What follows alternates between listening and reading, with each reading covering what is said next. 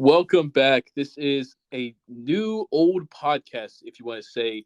This is the J&G Sports Network podcast, but we've been rebranded into Timeout with J&G. Follow our Twitter. If you see the new name, that's still us. It's me, Jay, here, and there's G over there. Yo, what's going on, everyone? So we're excited to be back. Back to recording some podcasts, kind of get our feeds, our voices back out there.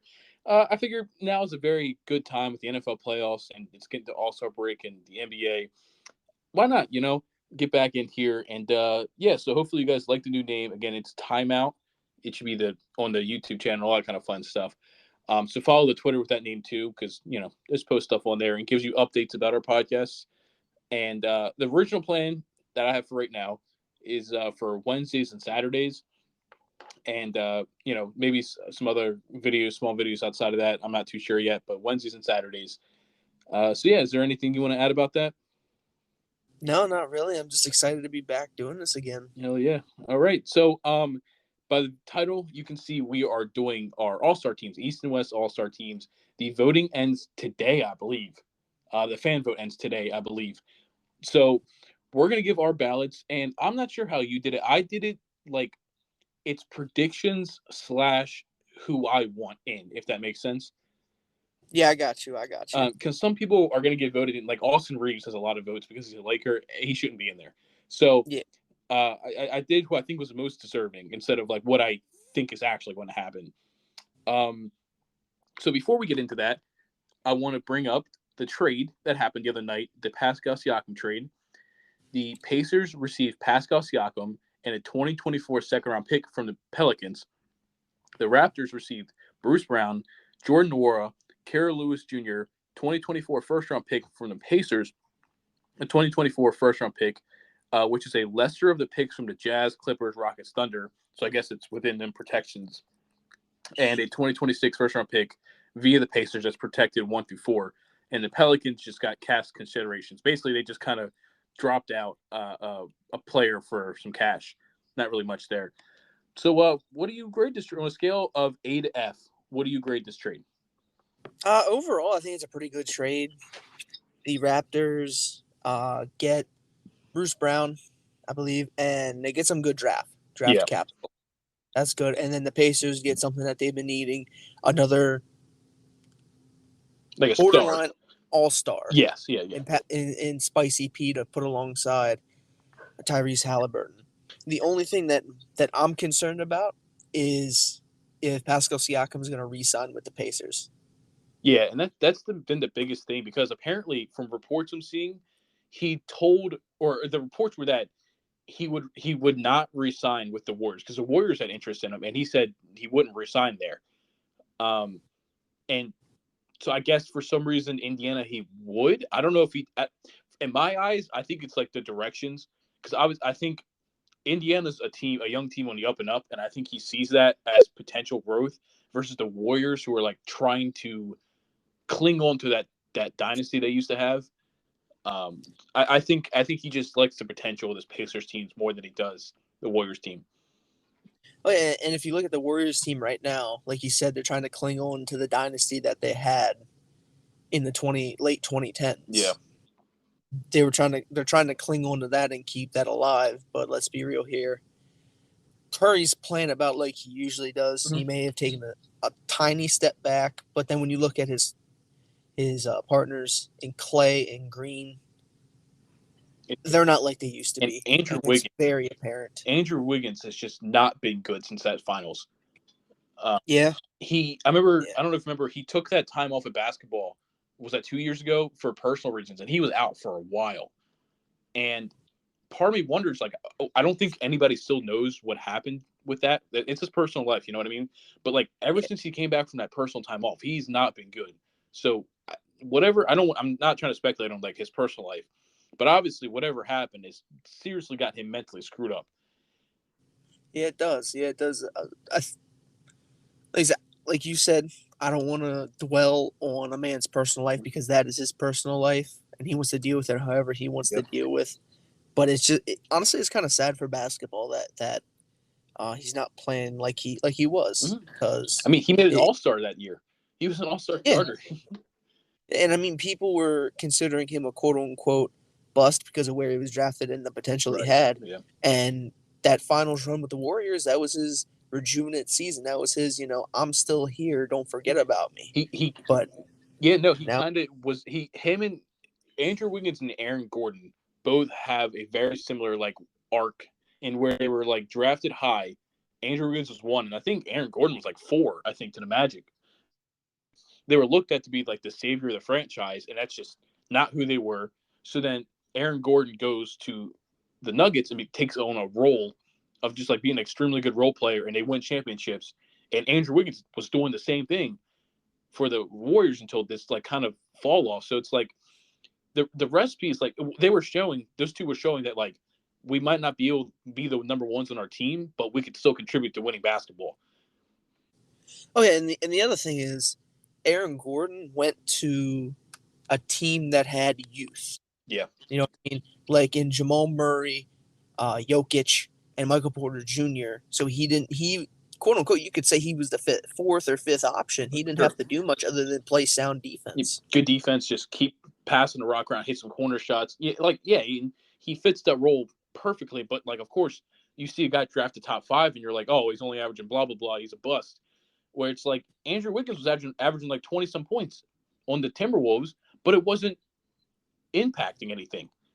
It wasn't doing anything. Yeah, that's the same thing with Aaron Gordon when he was on the Magic. Yeah. Like, they were doing good, but they were getting maybe like an 8th or 7th seed, but then they were getting bounced out of the playoffs. It's like it just wasn't. But yeah, no, he found his role. So hopefully, for Andrew Wiggins' sake, hopefully he can get him back. And I don't like seeing this from him, but we'll see. So I guess we'll go ahead and we'll jump into our All-Stars, and we'll start with the East here. I figured the best way for us to do this, we'll name our 2 guards, like each one of us. We'll talk about it, then we'll move on to our forwards and then down the line that way. So my 2 starters on the East, right, is Tyrese Halliburton and Jalen Brunson. Okay. You want to talk about it, or do you want me to? I want to hear yours so we can kind of have a discussion on based on your reaction. I'm assuming they're not the same. No, I have Halliburton too. Okay. But at my other guard spot, I have Lillard. Okay. Personally, I think Lillard, he's not playing like he did in Portland, or he's playing similar, but it's just the fact that he has Giannis that I feel like is elevating his game. You know what I mean? Right. And he just did have that game winner a couple nights ago where Brook Lopez was calling for the ball at half court, but Dame said, "No, I'm taking it." It's Dame time, baby. Yeah. The East is so, when it comes to I feel like right now Tyrese Halliburton's just like a step ahead of everybody right now. But then once you get past Tyrese Halliburton, when it comes to like Jalen Brunson, Damian Lillard, Tyrese Maxey, Donovan Mitchell, they're all in that group together where it's like, Dame is a wild card for me, but I can't argue that he's your starter because he's, I mean, they're all in that range. So, Tyrese Halliburton is doing some stuff we have not seen since Steve Nash. I mean, honest to God, he's having these 15 assists, no turnover games. He's averaging 23 points, 4 rebounds, over 12.5 assists. Right now, they're the 7th seed. Now they got Pascal Siakam. They did lose last night in their debut, but Tyrese Halliburton missed like 5 or 6 games prior to that. So give them a couple games to kind of gel themselves together. And I think they'll probably end up with the 5-6 seed. I don't think they're going to be higher than that. But he's engineering a fantastic offense. Oh, yeah. It's great for basketball because we haven't, like you said, we haven't seen a playmaker do this type of stuff since the Steve Nash-esque. Or like early Chris Paul. Yeah. Yeah. Dare you even say Rondo? I mean, yeah, Rondo. Yeah, true. Rondo did have them. Yeah. I mean, this is honestly just something that we haven't seen in a while, especially with the scoring. Yeah, because he's shooting really well too, and and that's the thing where I think Nash and Rondo they were fantastic passers, but they weren't very aggressive scorers. You know what I mean? And I can't speak too much on Nash because that was like really early to be watching basketball. So if like young Nash was a bucket, don't mind me. You know what I mean? I just remember Nash from like later in his years. Oh yeah, and Rondo, he was like you said, he was more of a pass first guard. Yeah. But that stretch after the first championship, I think it was like maybe around 2009, 2010 to about 2012. That was when he was playing his best basketball. Yeah. But yeah, I mean, once he left Boston, it just wasn't the same. I agree. But yeah, so I think we both have him as a starter. I think as of right now, and I'm putting this right now, January 20th. I think Tyrese Halliburton's the best guard in the Eastern Conference. Now, come playoff time, who knows? But as of right now, I think Tyrese Halliburton's playing as the best guard in the Eastern Conference. Oh, definitely, most definitely.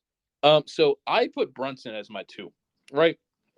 And I guess my reasoning is he just had another 40-point game. Was it last night or 2 nights ago?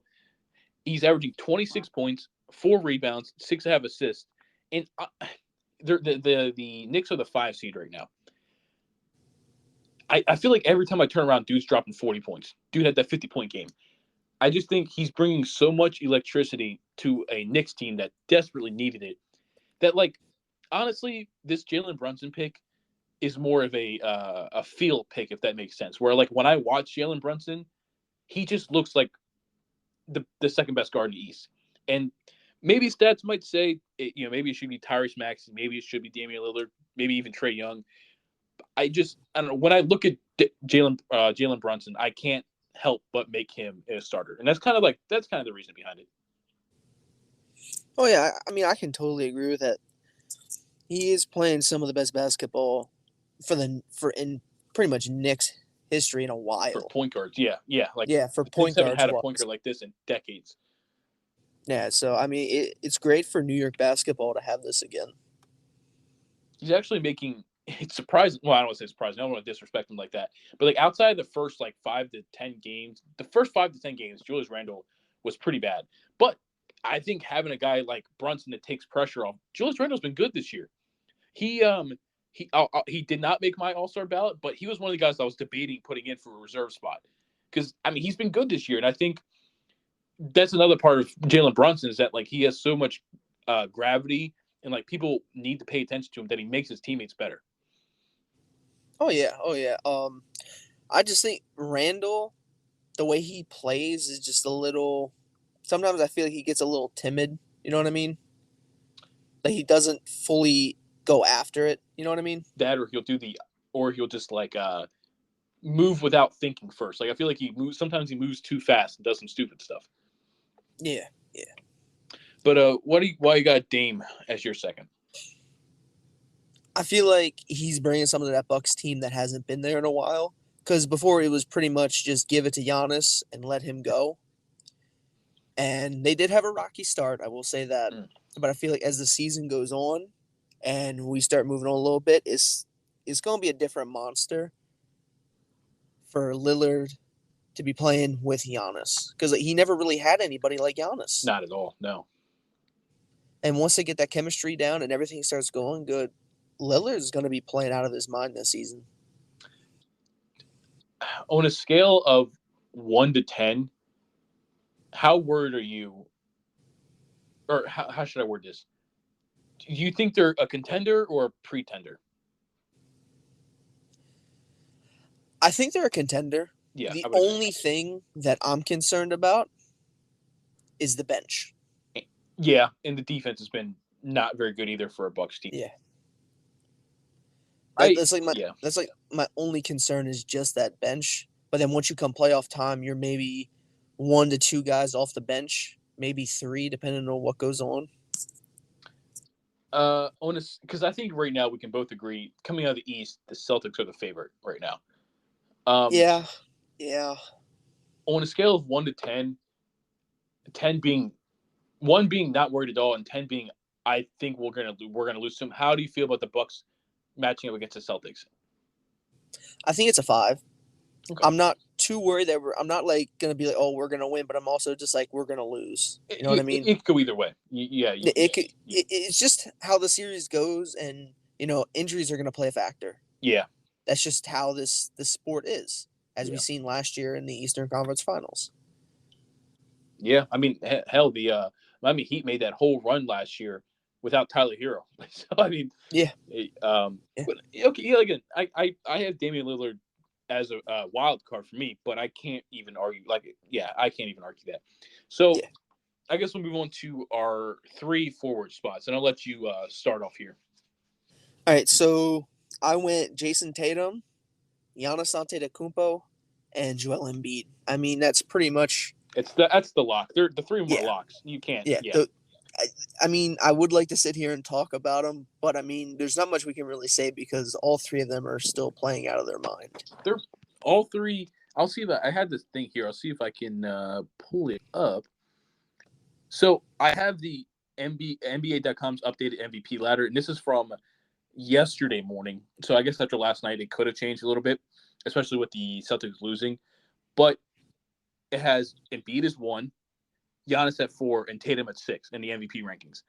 I mean, these guys are legitimate MVP candidates, best in the league. Oh yeah, and let's be honest, I'm probably being naive or just forgetting something, but when was the last time that we had 3 front court players, all stars, and all 3 are top 6 in the MVP voting? Well, I mean, I guess per conference, I'd say, because it's been Per, for the per past couple conference. of years. So, again, to say it's been like Jokic, Embiid, Giannis the past couple of years. So, yeah, like the East Conference or like the West Conference. Yeah. That's what I'm saying. I get what you're saying. I mean, yeah, they're legitimate 3, basically top 5 MVP candidates are in this front court. And no, I can't argue. I mean, I don't think anybody's going to argue with that at all. I mean, Tatum, they're 20-1 at home now. Unfortunately, they lost to Jokic and the Nuggets last night on I guess what, and Tatum did miss the game tie or game winner, whatever. Whatever. I mean, they're 21 at home. They're dominating. I'm not worried about it. Giannis is a MVP. Same with Embiid. Yeah, I don't think you can say much more than like Tatum's averaging 27 points, 8 rebounds, 4 assists. Giannis is at 31 points, 11 rebounds, 6 assists, and Embiid's at 35 points, 11 rebounds, and 6 assists. Like, they're just, I don't know. You can't say much than they're 3 of the best players in the league. Oh yeah, that's a bona fide thing. I think they're 3 of the top 6 or 7, depending on where you want to rank Tatum. Yeah, honestly, I think you're looking at 3 top 10 guys, but yeah, you can say even top 7, top 6. Yeah. So, okay, so we'll get down into the bench and we'll go back to guards. We'll do guards and then blah, blah, blah. So my first 2 guards off the bench are Tyrese Maxey and Donovan Mitchell. Okay. My 2 guards are Jalen Brunson and Tyrese Maxey. Okay. So for Tyrese Maxey, he's having, I'd say, is breakout the right word I'm going to use for that? I don't know if breakout's the right word I want to use for that. He's averaging 26 points. Let's see here. 6.6 assists and 3.7 rebounds. And he's shooting, 86 from the line. He's shooting, 50% from the floor and about 39% from 3. The best thing that happened to him was the 76ers trading James Harden. Oh, 100%. 100%. But I feel like it kind of benefited him from playing with Harden for a year. Yeah. And I feel like that's kind of helped him get to the spot where he is now. You know what I mean? So I'm gonna this is not a comparison of the players, more or less a comparison of the situation, if that makes sense. Okay. Tyrese Maxey is to Joel Embiid that Jamal Murray is to Jokic. Yeah. They're score first guards that play with superstar centers that can pass the ball. Because Embiid's up to 6 assists this year. Embiid's passed the ball better than we've ever seen him pass the ball before. And I think Maxey benefits of playing with one of the best players in the league because it takes attention off of him. Oh yeah, I mean, that's one of the biggest things is how good Embiid is playing. Yeah. That just opens up the offense a lot more because then it's either are you going to try and single cover Embiid or are you going to double? Right. And if you double him and then you got a mismatch of 4-on-3 on the outside and it's just going to be a matter of time before somebody gets an open look or someone drives in. Yeah, and that's no taking away from again Maxey. He's an all-star. He's been fantastic. He's been playing the role really well, and I don't know. I thought the comp there was Oh yeah, the situations I think paralleled each other really well. oh, I would say. oh yeah, situations you could say are pretty much identical between the two. So you had Brunson as the other one, and then yeah. So you had Maxey and Brunson. We already talked about Brunson. Yep. I had Donovan Mitchell here. Honestly, let's see. I have the stats pulled up here for him too. If it'll load. But right now he's averaging 28 points, 5.5 rebounds, and 6 assists. The biggest thing about Donovan Mitchell right now that's leading me to have him on here is he's carrying this carcass of the Cavaliers between Darius Garland being out with injury, Evan Mobley being out for potentially a long time with injury.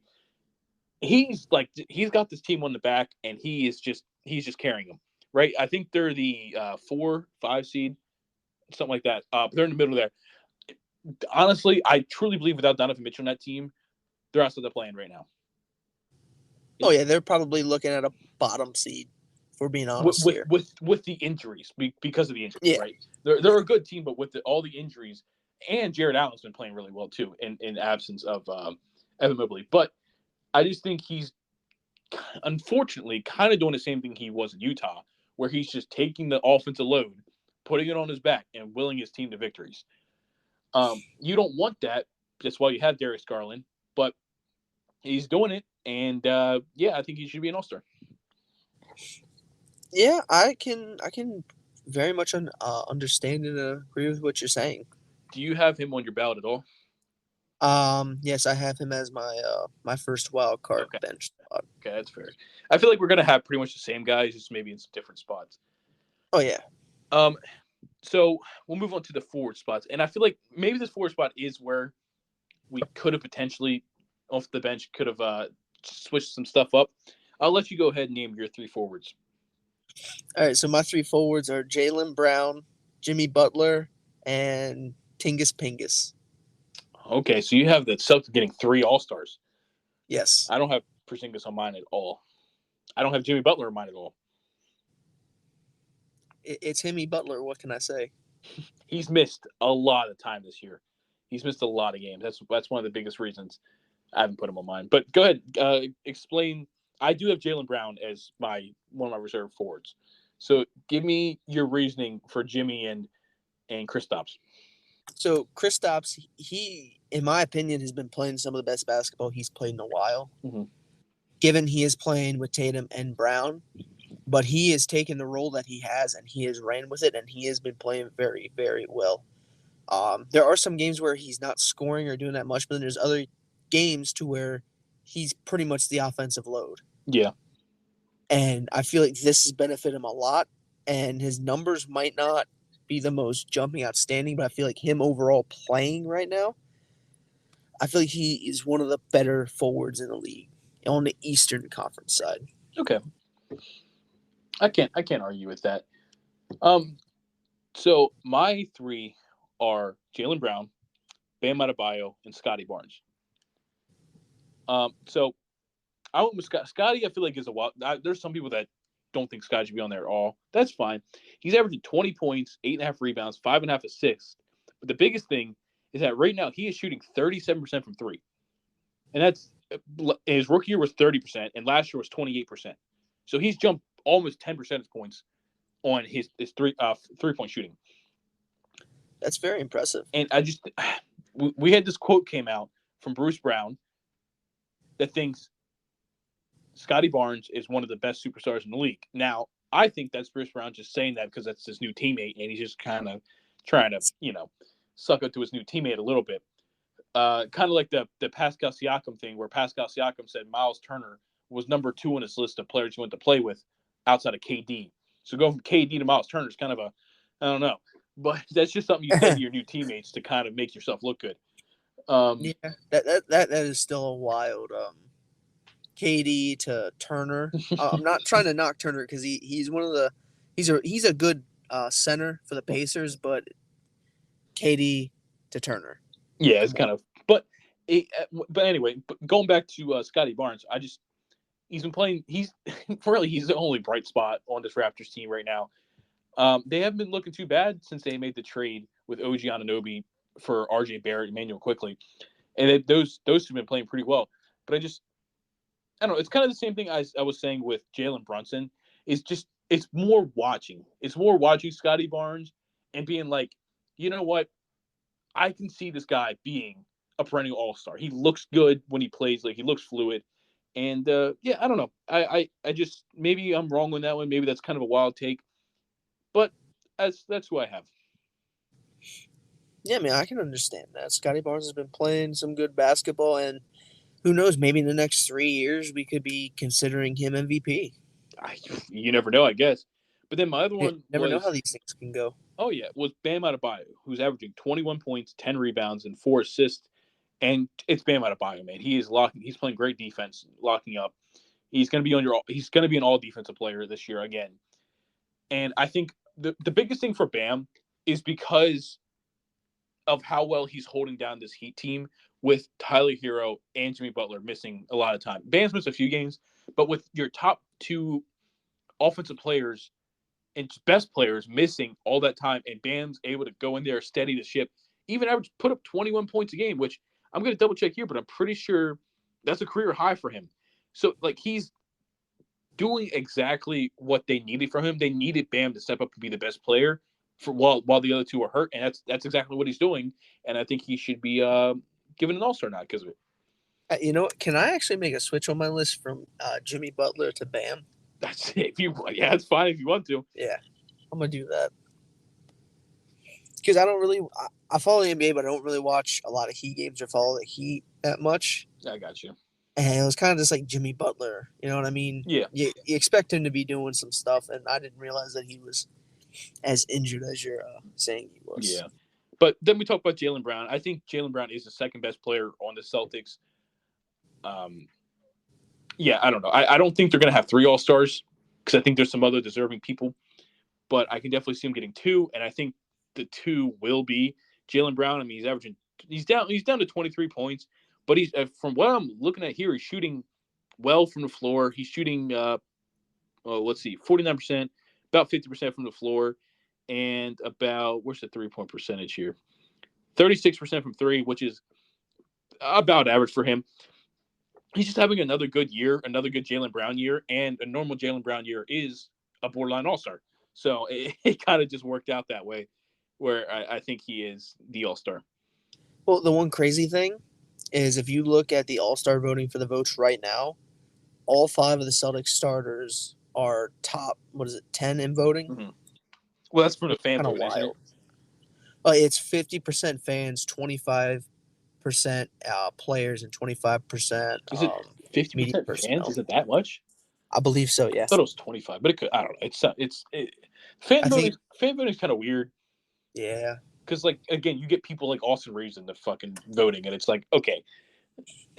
But, so I guess we got our 2 reserves, which could be, the 2 wild cards, which, if you guys don't know, can be any position that's not position locked. Just 2 other guys. And who do you have in there? So, obviously, I have Donovan Mitchell. Yeah. And my second one is kind of a little bit of a wild card. I have Paolo Banchero. Oh, okay. I was fighting really hard to get Paolo on here. To me, Damian Lillard's my one wild card. It came down between Paolo and Trae Young, and I gave it to Trae Young. But I gave Trae Young. He's having another good season. He's engineering the Hawks to a top 5 offense, as he does every single year. His efficiency isn't great, but he's averaging 27 points and 11 assists. Again, let's see if I can find his efficiency, because I know that can be a problem with him. 42% from the field, and from the 3, he's shooting 36%, which actually second right now of his career. Second highest of his career right now. The Hawks got a lot of shit going on. Very dysfunctional team. But if there's one thing you can count on, it's Trae Young getting your offense moving. And oh yeah. I don't know. I don't know. Paolo, a big part of me wanted to put Paolo 1 year because he's just been fantastic, especially with all the injuries they've had down there in Orlando. I don't know. I mean, I can't argue Trae Young or Paolo. They're both very deserving. I just gave it to Trae Young. It is kind of guard heavy. I have my list kind of guard heavy, but yeah, I don't know. That's all I had there.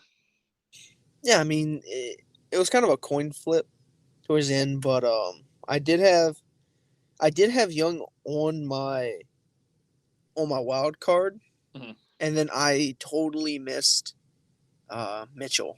Oh yeah, no, Didn't even think about him, so I just took Young out and I just put Mitchell in there for the bench. But I like Paolo. He's been playing phenomenal for the Magic, and that's something that they haven't had since you could argue Dwight. yeah. Honestly, I think Paolo's going to be really good. I think Paolo's going to. It's going to be kind of tough now because they made the All NBA position list kind of. So it's going to be hard for him to sneak in there because it's just basically the best 15 players in the league. But I wouldn't be surprised if Paolo ends up a top 15, top 20 player in the league. He's really good. Oh yeah, his career's just starting. He's still on the come up. He's still on the up and up. Second year, I think. Yeah, second year. Yeah. Yeah, I'm pretty sure second year, and I think he's gonna be one of the better players in the league. And I feel like in the next 5 years, we might be calling him, possible MVP. Maybe.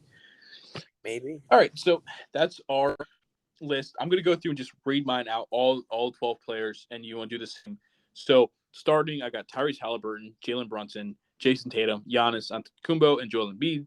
Then off the bench, I have Tyrese Maxey, Donovan Mitchell, Scotty Barnes, Bam Adebayo, Jaylen Brown, and then my wild cards are Damian Lillard and Trae Young.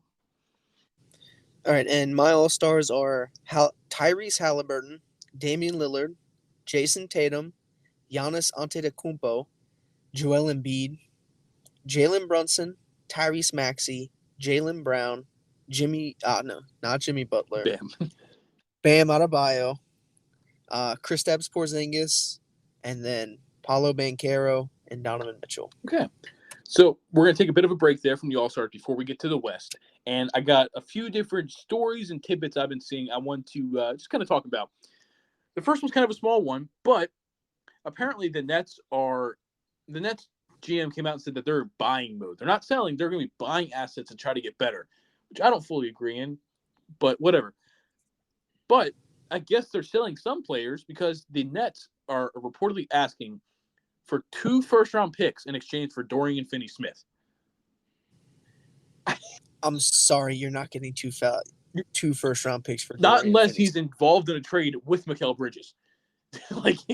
You're not. I don't know what. It's just they're overvaluing. They're overvaluing, or they're putting the bar high. So GMs are like, "Oh, I ain't gonna give you 2, but I'll give you 1," and maybe they're trying to play that game. They might be playing that game, but that's just insane. GMs are smarter than that. They're not going to fall for that kind of stuff. And the other thing is just like, it'd be like 2 first-round picks. That's how much you value him. And they're just going to be turned off by trying to trade for him entirely if you're going to be trying to get that much for him. Yeah. The second one was last night, Devin Booker dropped 52 points in 3 quarters and then sat out the fourth quarter. Which is I mean, Devin Booker has a 70-point game, and I think I don't see any reason he couldn't have had 70 points again last night. But I guess they just didn't want to play him. It is what it is. Weren't they playing the Pelicans? I'm pretty sure, yeah. I think they were up a good bit going into the fourth quarter, so they might have just wanted to rest him. Which makes sense. Booker was probably just like, you know what, we're up by this much. Unless you need me, I'll just sit out the fourth quarter. Yeah. And it's all like they didn't need him. You don't want him to get hurt. Just give him some rest. But it would have been cool to see another 70-point game. Yeah, it sounded like when he scored 72 against the Celtics a couple years ago. Yeah, that was 72. I think they were either down or it was a close game, and he was just getting buckets. Yeah. So the next thing is that I don't know if you saw Zach LaVine went down the other night. Thursday night, he went down with an ankle injury. So apparently, Chicago Bulls star Zach LaVine is expected to miss at least 1 to 2 weeks with a right ankle sprain. Sources tell The Athletic and at Stadium. and that comes from Shams. So I think the biggest this isn't much of a story, I don't think, outside of the fact that the trade deadline's coming up in less than a month, and Zach LaVine is almost 100% going to be on the move. I don't think Zach LaVine maybe and also DeMar DeRozan are on the Bulls by the end of the season. So if I'm in the Bulls organization or I'm one of the people that can get trades done, I'm probably looking to ship both of them and try and get as much draft capital as I can. They're going to have to. They're stuck in a very bad limbo of they have some win now players with Alex Caruso, Zach LaVine, DeMar DeRozan, Vucevic. But that talent isn't good enough to win a championship. Yet they're playing these young guys like Kobe White, who's been fantastic this year, and Patrick Williams, who obviously Patrick Williams has not developed the way they would have thought from a 4th overall pick. But dude's the 5th option on the team. What is he going to do? Yeah, I mean, unless they start trying to integrate him a little bit more than what they are, but then at that point, who are you going to take touches away from? I'm not taking touches away from DeMar DeRozan and Zach LaVine to give them to Patrick Williams. So what we do is we trade DeMar DeRozan, we trade Zach LaVine, we trade Nikola Vucevic, and you move on. You give the key. Well, I don't say give the keys to, but you allow Patrick Williams to play. And if he still isn't good, then okay, you know what you got there, and you can move on. But right now, he's stuck so deep in the rotation that, like, yeah, in the flashes we've seen of him, he hasn't looked great, but it's okay. You don't bank off of flashes. So that's why I don't think you can. I don't think you move Patrick Williams unless it's in a trade for another star or into another year or two down the line where you know he's just not good. Yeah, you gotta give him some more minutes, more ball time, if you would, to give him more chances to score, have the opportunity to do something else. Because, like you said, when you're behind, pretty much LaVine, DeRozan, Vus, Caruso, all them players, it's hard to prove what you're worth, even with the minutes you get, because you're not going to be seeing the ball a whole lot because a lot of them players are ball dominant players. Yep. So the next one was, like I said, I mentioned this earlier. Yesterday morning, NBA.com put out their updated MVP ladder, and this was yesterday morning, the 19th. But there's 10 people here, and we'll start 1 to 10. Joel Embiid, Nikola Jokic, Shea, Giannis, Luka, Jason Tatum, Domantas Sabonis, Anthony Davis, Tyrese Halliburton, and then finishes out with Kawhi Leonard at 10. And I feel like I agree with that. Is there any like surprises on there, or people that are like, no way? No, I mean that sounds like a pretty good list. Not much I can really say. I mean, I was kind of surprised not to hear De'Aaron Fox, but I mean, still, De'Aaron Fox has been kind of struggling since the new year started the past 2-3 weeks. But like struggling for De'Aaron Fox is not struggling for most people, if that makes sense. Like, I don't know. And recency bias is such a big thing in the NBA and with all sports. Yeah. And it's like it only takes somebody 2 bad games to fall out completely off the MVP ladder. So, he was clutchest player. He did win clutch player of the league last year. So maybe he's going to clutch up and in the end of the season kind of come through. But we'll see about that. Light the beam. That's right. So the next one, this is just from NBA Trade Report on Twitter, and this is they say sources, they don't list the sources, but apparently the New York Knicks and the Portland Trail Blazers have held discussions on a trade that would send Malcolm Brogdon to New York, and Portland wants a first-round pick for Malcolm Brogdon. I think that fit with Brogdon in New York would be fantastic. It would. It's just that first rounder, unless it's like a late first rounder.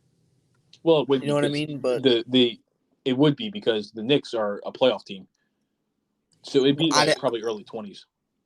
Yeah, I didn't know if the Knicks had extra draft capital this year coming up or anything like that. That's what I'm saying. Like, later. I don't know if they still have any picks from Dallas from the Kristaps trade. I don't think so. I don't think they do. But I mean, I understand it for the Trailblazers. I mean, Brogdon isn't in your long-term future at all. He's playing really well, but he's not in your long-term future. So if you can get a first-round pick for him, I'm sending his ass. Sorry, you played great, but it's just we need to open up the minutes for Scoot Henderson, who hasn't been great, has not been great, but on Scoot Henderson as a rookie than I am a 30-year-old. He's 30, isn't he, Malcolm Brogdon? Brogdon is 30. Yeah, so like just with the Trailblazers, yeah. And for the Knicks, I mean, they don't really have point, and Malcolm Brogdon is one of the best in the league. So I don't know. It just seems like a fit that matches, and that kind of works me into the next part of like Quentin Grimes for the Knicks is reportedly frustrated in New York, and the Knicks are actively trying to trade him. The Dallas Mavericks are apparently interested in Grimes. So the quote here is that there's also speculation that Tom Thibodeau soured on Quentin Grimes for sitting out the last 2 games in the playoff series against the Cavaliers because of a shoulder injury last year. So I guess Quentin Grimes said he didn't want to play because of his shoulder, and Tom Thibodeau, being who Tom Thibodeau is, decided, fine, you're just not going to play next year. But I mean, it also comes down to how serious was the injury. Yeah, you know what I mean? Yeah. Because if it was something very minute that wasn't going to affect his long-term ability to play, then, I mean, you can have your opinion on the matter. But if it's something to where it would impact how he played and further impact his future in basketball, then I can sympathize with him. And again, they're kind of when the Mavericks are interested, which is fine because the Mavericks just need any help they can do. But apparently, NBA teams have been reaching out to the Mavericks about Derek Lively, and the Mavs are shutting it all down. I don't think there's any world where you're trading Derek Lively right now if you're the Mavs. Oh no, Derek Lively has probably been one of the bright spots for the Mavs team outside of Doncic. Let's be honest. Kyrie, outside of the stars. Yeah, like he has come on and has played phenomenal. I don't know how many. I think he's had a couple like 13, 14 rebound games. Plus, he's a future building block too. Like, yeah. That Mavs team's not a very young team, so just keep there. Especially for someone like Quentin Grimes, I am not sending Derek Lively out. Yeah, no. Because I mean, like if you're the Mavs and you trade Lively, then you're back to where you were from the beginning with Dwight Powell. Yeah. Which, I mean, Dwight Powell is not bad, but I'd prefer him to be my backup and start Derek Lively. Yeah, Powell's, yeah. That kind of leads me back. The Knicks are just apparently very active because the Knicks are also interested in being Bruce Brown. So I guess they're assuming that Raptors are going to flip Bruce Brown again. And the Knicks reportedly want Bruce Brown. I mean, if the Knicks are just going to load up on role players this trade deadline, they're not. I don't think by any means you're looking at the Knicks as a contender. Kendrick Perkins said this, or no, I don't think it was Kendrick Perkins. Oh, I don't remember who said this off the top of my head, but I saw somebody on TV said this, and I don't follow TV takes. I very, very do not. But I kind of agreed with this one. The Knicks are one of these sneaky teams that, depending on matchups, we could look and they're in the conference finals. They could get hot and just they beat the Cavs last year, and nobody thought they were going to beat the Cavs, and then you went and got ran over by the Heat team that took everybody down. Yeah. So like, I don't see any reason why this Knicks team couldn't get hot and win 2 playoff series. Yeah, I mean, and the other thing is, it's just based off of the matchups and where they're at. Like, honestly, let's be real here. I know they're running hot right now, but like in a 7-game series, are you taking the Knicks or the Pacers? That's gonna be a tough one. I feel like that would go 7 games. It would probably be a good series, 7. But I'm taking the Knicks. I think they're just better right now. And hell, this has a lot to do with his resume, and until he proves otherwise, it's hard to argue against it. This Knicks team could beat Philadelphia. Oh yeah. Now, obviously, Joel Embiid's by far the best player on the court between the two teams. I think this Knicks, Joel Embiid is the best player. I think the Knicks are the better team, if that makes sense. Yeah, I understand that. It's more of like at 1, is Embiid. 2, you could throw in Brunson, Randall, or Maxey, and then the next, Lord knows how many you could give to the Yeah, Knicks. I think obviously stopping Embiid or slowing down Embiid is a very hard thing to do outside of him doing it to himself. But I mean, like, if you're playing him in a series, do you want to try and stop Embiid or stop everyone else around right, him? it's like just make Embiid himself beat us.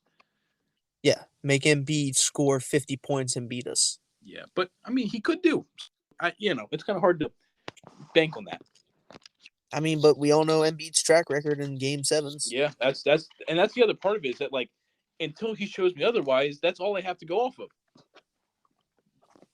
But yeah, all right, so I guess we should get back into these All-Star bouts for the Western Conference now. Do you want to take the lead, or do you want me to start? You can go ahead and do the guards for the West. All right, so my 2 starting guards is Luka Doncic and SGA. That I have the same 2 players. I mean, Doncic is still playing unbelievable on the Mavs. I mean, it's Luka. This is what you expect from He's him. averaging about 34 points, 8 rebounds, 9 assists.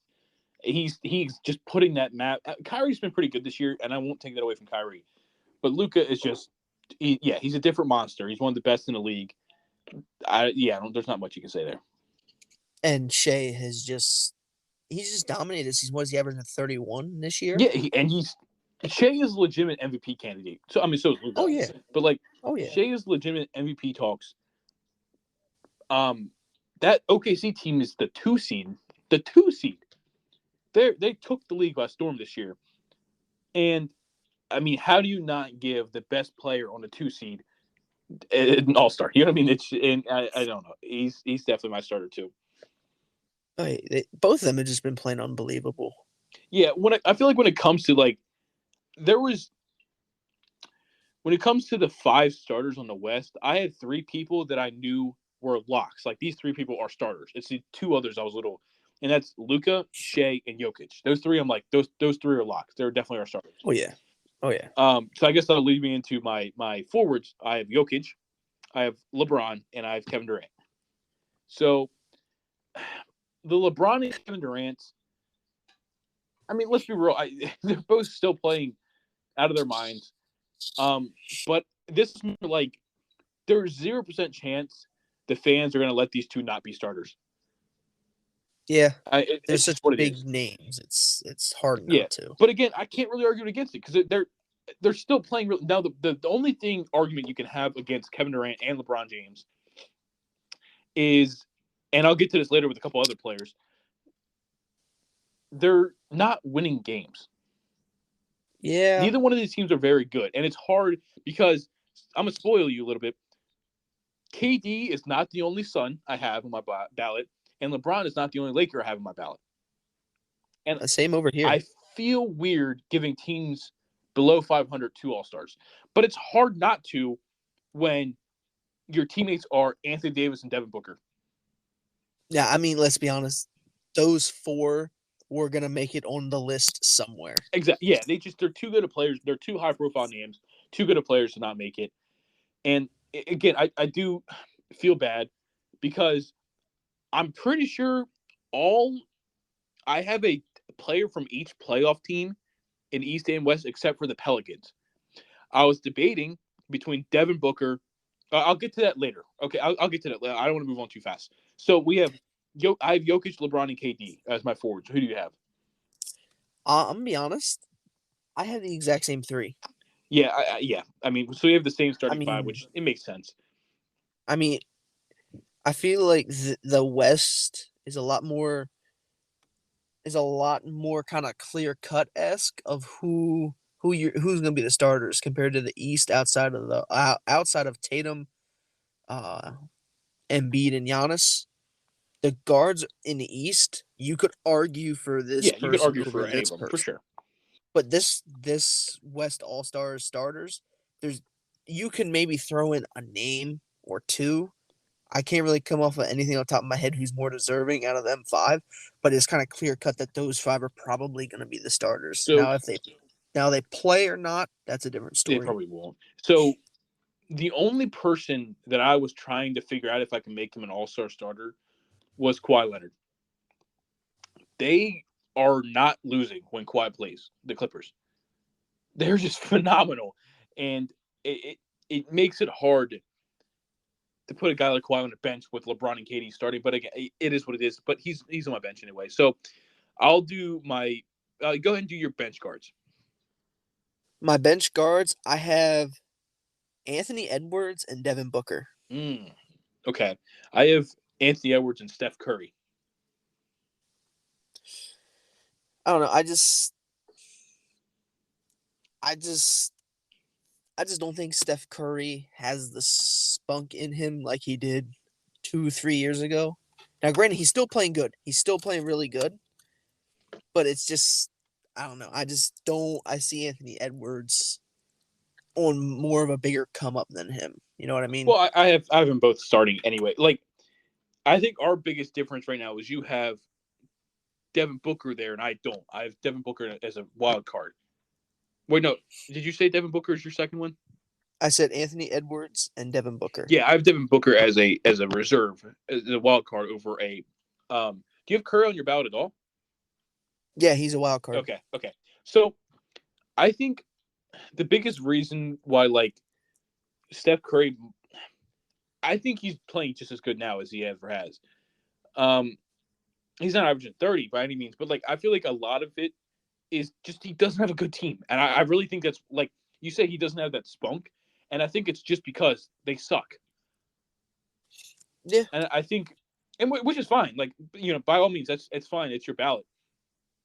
But I genuinely think the reason his numbers might be a little bit down is because they suck.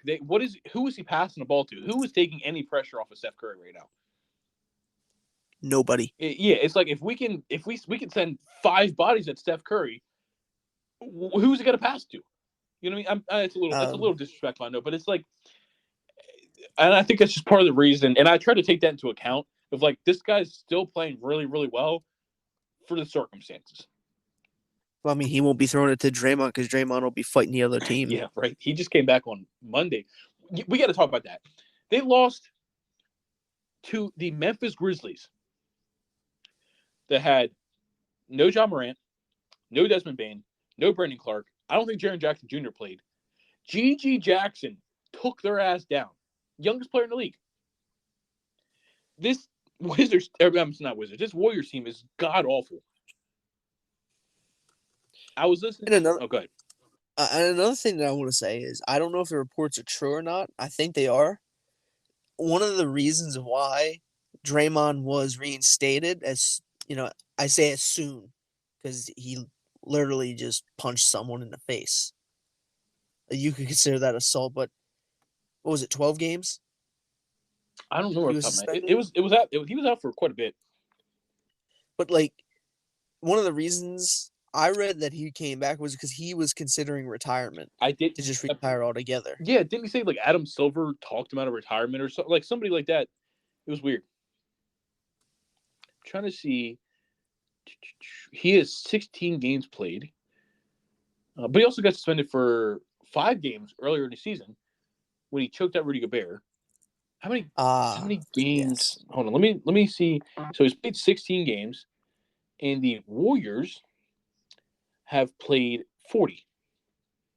So, yeah, he missed half the games, pretty much. Yeah. Also, hold on. Let me do this to make sure. Because I do not want to disrespect this at all. We need to say rest in peace to the Warriors assistant coach, the one from Serbia, who did pass away. R.I.P. And they postponed now the past 2 games. They're supposed to play last night again, and they postponed the games. Apparently, I don't know how much you know about this situation. But he's a very world famous Serbian player and somebody that Jokic actually looks up to. He's 46 years old, came over and has been assistant coach for the Warriors since 2021. So he's part of that 2022 championship run, and apparently had a medical emergency at a team dinner. And then so they took him to the hospital and he passed away from a heart attack. That's insane. Yeah, and a lot of people have been like, "Well, why are you postponing the games? People die," because he had a heart attack while they were having a team. They were all there when it happened. So, and it's one of their coaches. You know what I mean? I don't know. I have compassion enough to understand why they don't want to play right now. Yeah, I mean, it's not on. I don't want to say it's on the same level, but it's kind of like last year with DeMar Hamlin. Yeah, yeah. It, it's kind of the exact same thing, and I can understand why they postponed or they canceled that game entirely. Yeah, I think I think they're both just moved. I think they're both moved to some later point, but I don't know for sure. Maybe it was canceled, but like, no, yeah, I, I can. But you know how people are on the internet. People don't care. They just want to see their team play. Um, Yeah, they got their 14-leg parlay that they're trying to exactly. hit to become And rich. I'm gonna again. His name is Dejan Milojevic, and I'm sorry if I butchered that. I don't know how to pronounce the name, but rest in peace to him. Prayers with his family. That's awful. And but yeah, I just while we were talking about the Warriors, I thought we should point that out real quick. So I guess we'll talk about Anthony Edwards. Anthony Edwards has been phenomenal this year. I mean, the Timberwolves are the 1 seed. He had that play last night or 2 nights ago where he was in the top of the key and he was stepping around. He couldn't find anybody, even though Nas Reed was open in the corner, but that's okay. So he self-lobbed it off the backboard to himself, and that was just insane. He's been fantastic. I love Anthony Edwards, man. He's whether it's off the court, he's been in a couple movies. He's been in the movie. He just seems like a really funny guy. All the interviews I've seen, and on the court, he took the face of the franchise from Karl-Anthony Towns. That is his team now. I mean, rightfully so. I mean, no disrespect to Karl-Anthony Towns. He's one of the better offensive big men in the league, but he is not. He's not producing as much as he needs to be. Yeah. You know what I mean? And it comes back to one of the things I love about Anthony Edwards is that for as amazing as a scorer he is, he puts just as much effort into the defensive side of the ball. Yeah. And it's a lot. Yeah, you don't see a lot of that from young players nowadays. Yeah, he doesn't just slack off on defense, kind of stand there and expect everyone else to do anything. He quite literally takes the game at its full effect, 100%. And I'm going to put this out here. Maybe I don't know. Maybe it's more or less because of the locking in on defense and the offensive. He reminds me of a young Paul George. Yep, but I can see that. So I don't know. So we'll go to the forwards on the bench, and I have Anthony Davis, Kawhi Leonard, and Paul George.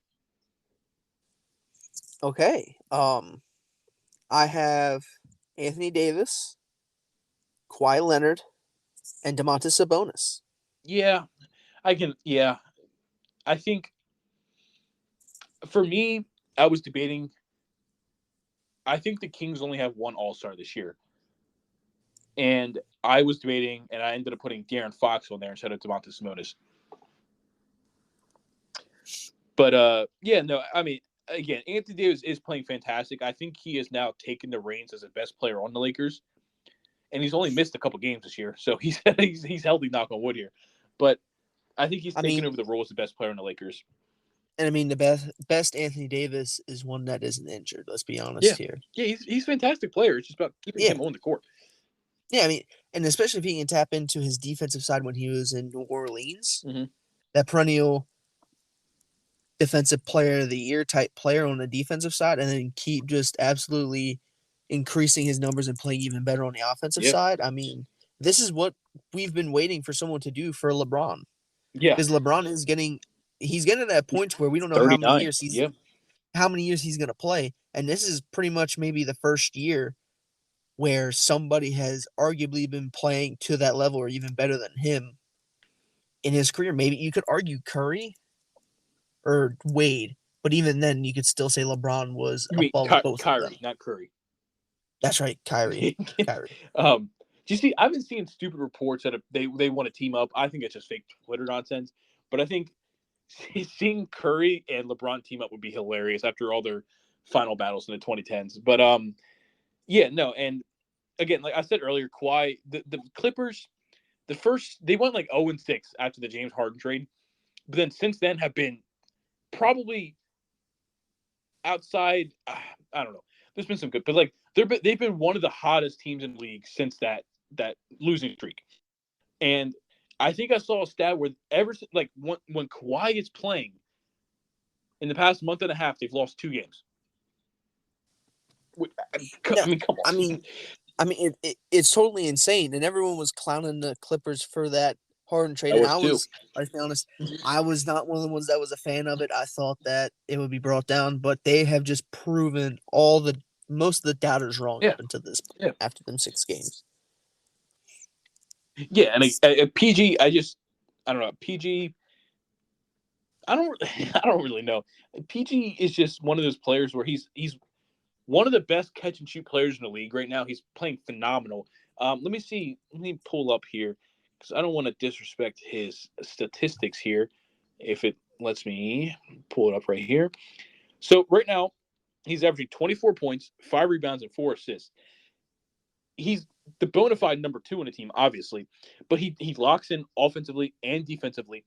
And I've been watching his podcast recently, Podcast P, and he's been talking about the transition of the team between him and Kawhi and Russell Westbrook with the integration of James Harden, and just talking about like, no, this team seems to fully embrace. Okay, James Harden is our ball handler. Russell Westbrook comfortably took the role to go to the bench. Said, you know what, I'll do that. I'll step onto the bench and relieve that unit. Now they figured out James Harden's the ball handler, but Kawhi and PG also need the ball in their hands too. But I think right now they've perfected the, what do I want to call it? The ball, ball rotation. But when I say that, I mean like they know exactly when the ball needs to be swung to PG in the corner for a catch and shoot, or we need to move PG up to the top of the key and let him work. Same with Kawhi. We've learned when the situation comes, catch and shoot. When we're letting them put the ball on the ground and make the playmaking. And I think the Clippers are playing at such a high level that I'm taking their 2 best players and I'm putting them in an All-Star team. Oh yeah, I mean, I can agree with you 100%. And I mean, Paul George. I mean, I'm just gonna say it now. He's on my bench, like he's on the wild card spot. Him and Curry. I mean, I couldn't leave him out. Yeah, you know what I mean. And it was kind of the same. Do I put Kawhi on the bench, or do I put Paul George? And I ultimately ended up putting Kawhi. I mean, it's just that Clippers team has just the basketball awareness of that Clippers team to know what to do, when to do it, and how to do it is off the charts. Now, hear this. Now, this report was before the Pascal Siakam trade, right? But between this report and plus what he said a few times on Podcast P, apparently the quote is, Paul George is intrigued. Paul George and Tyrese Halliburton are intrigued on the idea of playing together. So that would be Paul George going back to Indiana. That would be interesting. I think the only thing that hurts the idea is Paul George grew up a Clippers fan in California. So I don't know if at this late in his career he's going to want to like leave home again, to go to Indiana. Yeah. But like, even when he had Tyrese Halliburton on the podcast last summer, you can tell Paul George still has a lot of love for Indiana and would like he likes the place. I don't know. I don't know how it's going to work now with Pascal Siakam on the team, like money wise and stuff like that. But a Tyrese Halliburton Paul George reunion, I think would be pretty cool. Oh yeah, and especially the Indiana reunion after all the time that Paul George tried to get that Pacers team. This would be the best Pacers team he's been a part of. Oh yeah. So then, go ahead. On another note, Kawhi Leonard signing that extension. Yes. What's it? 3 years, like 152, something like that. He's locking himself. He's finishing his career in LA. He locked himself in. Oh yeah. And I think that's what he wants anyway. And that brings me to the point about Paul George. Is he going to sign an extension, or is he going to be gone after this year? Well, I think this was is either this year or next year is the last year of his contract, I think. Let me see if I can pull that up just to make sure. Contract. He sent where's that at? So, what year? We're in 23-24. He's got a player option for next year for $48 million. Yeah, I mean, so he can accept to take the money, then leave, or he can just leave. If I'm I'm not Paul saying George, I'm he's taking gonna that 48 leave, but million. oh yeah, you're not because no matter what team you go to, you're not getting that 48 mil. No. I'm sorry, but I'd take that player option and then kind of just decide whether I want to retire or if I want to go somewhere else. Well, I guess we'll know because the deadline is June 29th of this year about him taking that option. So, um, I don't know. So you got him for the rest of this year and then next year if they get an extension done. But if they don't, like I said, I fully expect him to take the player option and be a Clipper next year. But if they're not working on an extension, you never know. You might see him take a discount to come play in Indiana. I mean, he's Paul George. He's still going to command 35-year-old Paul George probably still going to get 25 to 30 million a year. Oh yeah.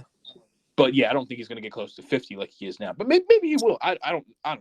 I never know how this stuff you never know with the free agent market nowadays. Yeah. I'm probably being a little under with 25, but you know what I'm saying? Like he takes less to go play. We'll see. Yeah. So yeah, my wild cards are De'Aaron Fox and Devin Booker. Okay. And we've already talked about both of them. Devin Booker, I mean, he's the second best player on that Suns team, and they're not very good, but he just drops 52 with 3/4. I mean, come on. I mean, I don't like Booker. I really don't, but I gotta give him his props. Him scoring the ball has been exciting to watch. Yeah, there's not really much there. We've kind of talked about Fox earlier too. So, yeah, I'll go through for the West and my starters. I got Luka Doncic, Shai Gilgeous-Alexander, and then Jokic, LeBron, KD, and then my bench is Steph Curry, Anthony Edwards, Anthony Davis, Kawhi Leonard, Paul George, and my wild cards are De'Aaron Fox and Devin Booker. And my West All-Stars are Doncic, Shai Gilgeous-Alexander, LeBron, Kevin Durant, Jokic. And then my bench is Anthony Edwards, Devin Booker, Kawhi Leonard, Anthony Davis, Domantas Sabonis. And then my reserves are Paul George and Steph Curry. Okay. So, how are you feeling about the season so far? I'm feeling good. This has been a good year for basketball, I'm gonna be honest. Yeah. Because I mean, like you can have like, oh, this team is the favorite, this team is the favorite, but realistically, when you get to even the second round of the playoffs, I feel like we could be seeing some upsets this year when it's all said and done. I agree. I still my favorites are still the Celtics and the Nuggets, but here's a term I've used: like neither one of those teams are like unfuckwittable, if that makes sense. Like neither one of those teams are so good that it's like there's no way they're losing that. There's no way they're losing that. Like, oh yeah. Obviously, I think the Celtics have a pretty decent, easily path to the conference finals. But once you get there, they're gonna be playing Philly. They're gonna be playing Milwaukee, maybe the Knicks. Like they're and same with the Nuggets. They're gonna get there. They'll be playing the Clippers. They'll be playing this. I guess the Suns or the Lakers could. Yeah, maybe. OKC. Thunder. Yeah, OKC. Like even the Kings. Like there's no team. I'm like, yeah, they're gonna steamroll their conference and they're guaranteed finals. Like remember those years where back in the 2010s, every year you're excited, but it's like it's gonna be LeBron versus the Warriors in the finals. It's gonna be LeBron versus every single year. It's gonna be LeBron versus the Warriors. And we don't have that, which is good. I think it's good. Oh yeah, I mean, I don't like when it's kind of just like, oh well, this team and this team are gonna go. We all know that, but let's just see, maybe something might happen. You know what I mean? And the thing I love is that my favorites right now are still, like I said, Denver and Boston. These are teams that, I guess, as the years goes on, they kind of get. But for the most part, they're homegrown teams. These aren't built super teams. You could argue pulling in Drew Holiday and Kristaps, you're kind of getting in that territory. But like most of that roster is homegrown talent. Oh yeah, I mean, if you like look at it, you could argue three pieces were brought in, but Horford was with the Celtics back in 2016. You know what I mean? Yeah, like both the Jays, Al Horford and stuff like that. Like for the most part, there's a homegrown team from there too. Like, and we're seeing the teams that have been put together, ragtag, aren't doing great with the Suns. Like the people so many people had the Suns as their favorite beginning of the season. You have Devin Booker, Kevin Durant, and Bradley Beal. Problem is, outside of those three of them, there ain't nothing there. And Bradley Beal isn't 30-point per game Bradley Beal from Washington. That's not him anymore. Oh, yeah, no. So I like that we're not having a super teams succeed. I like these teams that are built like OKC, man.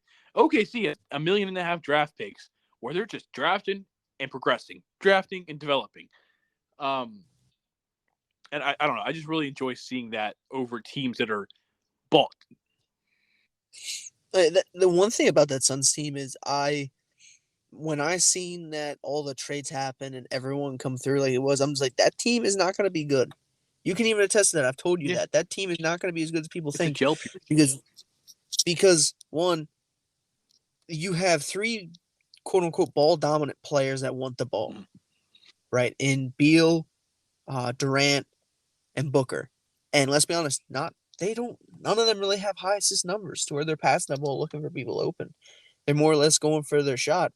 And then when you get to the bench, I'm gonna be honest, I can't even name one of their bench players. Yeah, it's rough. They're not a very deep team at all. They got like Nas Little from Portland, like just random ass dudes like Nurkic. I don't know. There's not a lot going on there outside of those three. No, there's not. And I'm part of me, I'm kind of glad that team is not having success. Yeah, me too. I don't know if it's like for me, it's because I'm hoping to see the super team era die. And I think if we keep like same thing in Brooklyn with Kyrie, James Harden, Kevin Durant, like these super teams that are thrown together, the more they keep failing, the less it's going to happen. Oh yeah, and it's more of like how do I want to word this? It's one thing if like Paul George going back to Indiana, and they keep Pascal Siakam. You could go, well, that's a super team. Well, I mean, Paul George is not leaving his roots because he was already in Indiana. It's when you completely leave where you're at and then go somewhere else to form something. You know what I mean? Like LeBron going to Miami or Kevin Durant going to the Warriors, or like I said, the Suns with Kevin Durant, or the Nets with Kevin Durant. Like, I don't honestly, a 35-year-old, 36-year-old Paul George joining Indiana when Siakam's going to be in his early 30s, I don't think that's a super team at all. I really don't think they would. I mean, some people are going to consider it because it's like, oh, Paul George, like these are names. But this guy's going to be years old at that point in time. Like, you know what I mean? We're not looking at 27-year-old Paul George going to Indiana and being like, oh my God. I mean, but it's just that it comes down to also is the names. Yeah. Because sometimes when you hold a name, it's going to be higher up, like a Paul George or something like that, to where it's just like, oh, well, these guys are going to be really good. Then you sit back and think, well, wait, they're this old. I mean, they did that. They did that with the Lakers when the Lakers traded for Russell Westbrook. The people were like, super team. Yeah. And that team was awful. They were awful. And another thing to think about is, let's be honest, this era of basketball, the era that me and you grew up watching, it's arguably soon going to die because you got to figure Kevin Durant's getting up there in age, Curry's getting up there in age, Paul George, Kawhi Leonard, LeBron, Chris Paul. They're all getting older and older, and there might be a year in the next 3 to 6 years to where they're not in the league anymore. Yeah. Yep. Which, I mean, it's kind of sad, but it's just how it goes. Yeah. Luckily, the league's in some good hands. I mean, honestly, though, I think the thing the league is missing right now and they don't have yet is who's going to be the face of the league after LeBron. I don't know if there's anybody right now. The only person – so my idea would be maybe Anthony Edwards. Problem is, usually the face of the league is also the best player in the league or the top 5 player in the league. Anthony Edwards isn't at that level yet. So, but he has the personality to be the face of the league.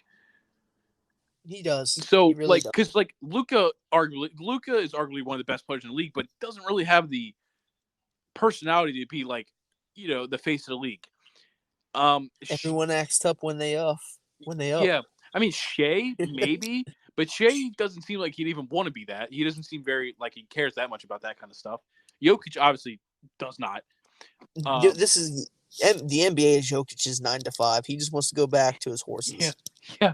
But it's like, I don't know. I feel like Anthony Edwards is the guy you would think, but he's got to take one more step into like superstar.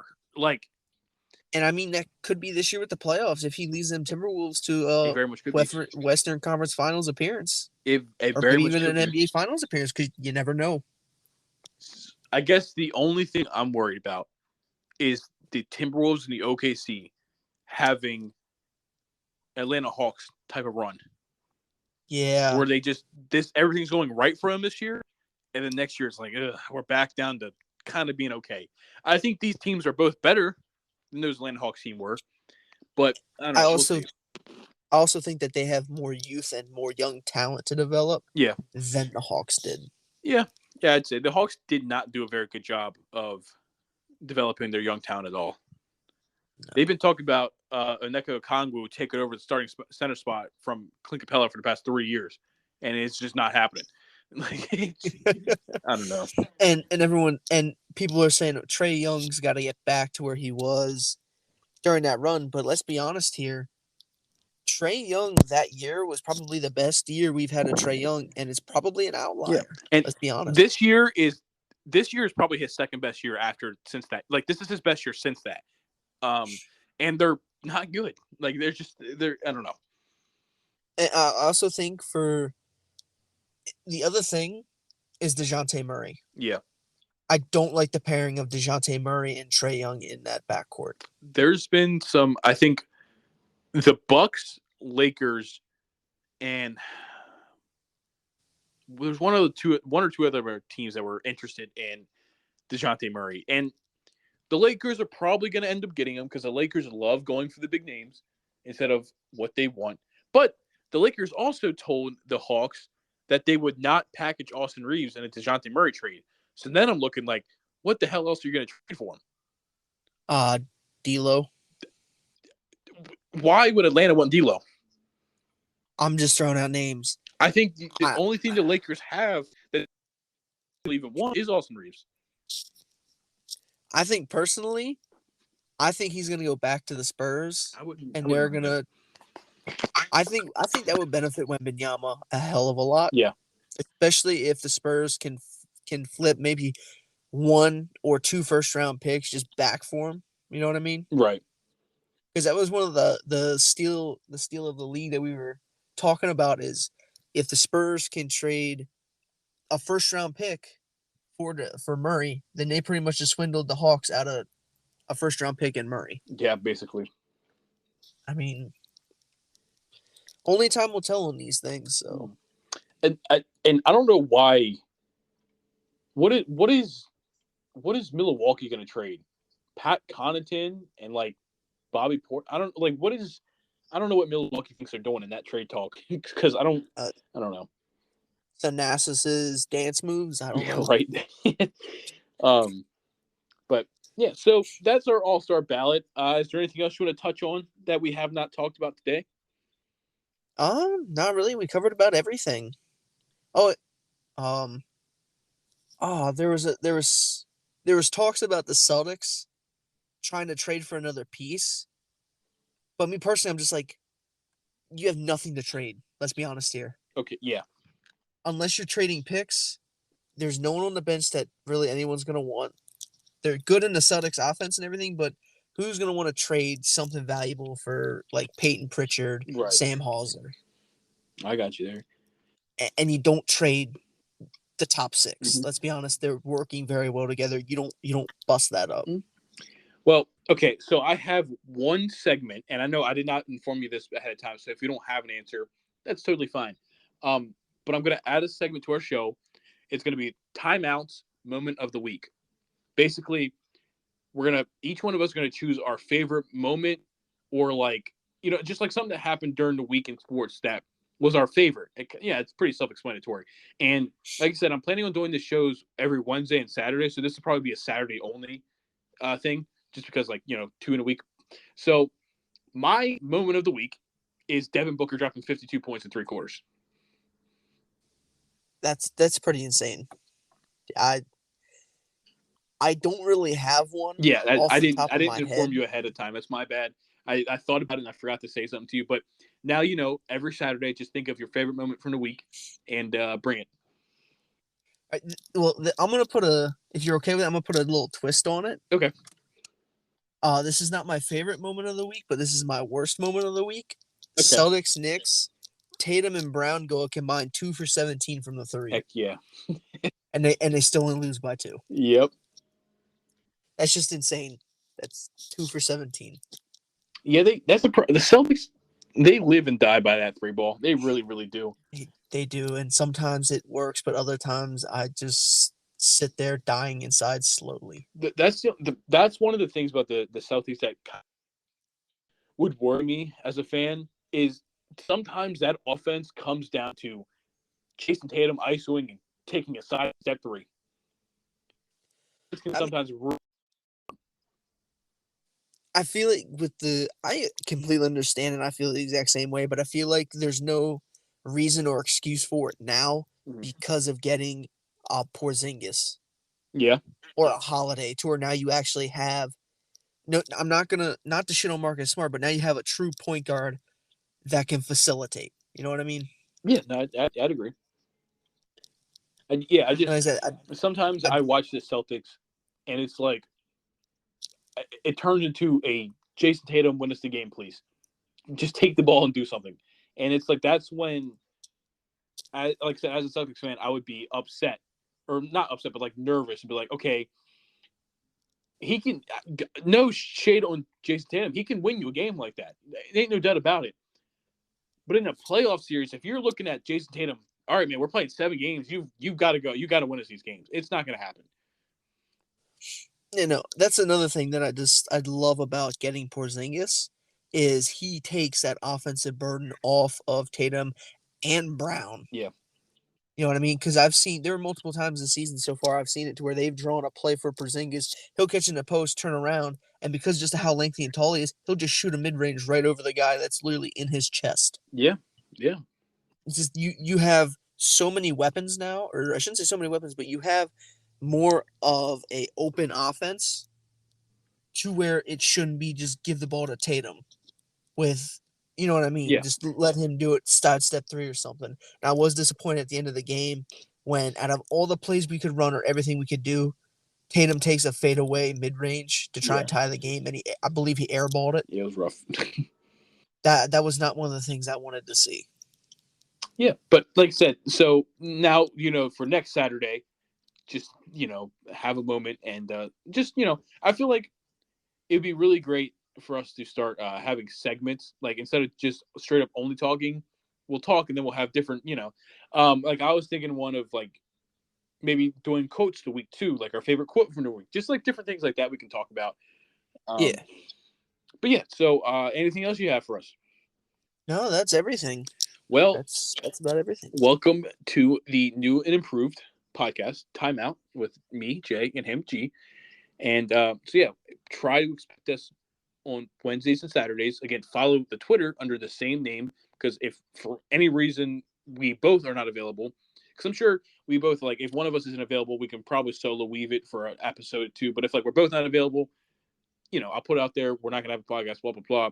So go ahead and follow that. I retweet funny stuff on sports. So yeah, I will see you guys later, and peace.